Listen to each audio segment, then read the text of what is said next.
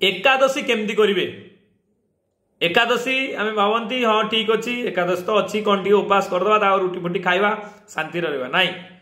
अर्ण बा रुटी ग्रहण करंतु नाही अलगा किछि खांतु सबुठु बेस्ट वे है फ्रूट्स खाଇବା जदि मासरे 2 दिन मिनिमम 2टा एकादशी रे जदि आपण फ्रूट्स खाइले ताहले आपण शरीर भी भल रहिबो मेटाबॉलिज्म भल हबो शरीर पूरा क्लीन हो डिटॉक्सिफाई हो जो टॉक्सिक अच्छी सब बाहरी जीवो तेणु सफिशिएंट पानी आउ पैड़ पानी भी पी पारे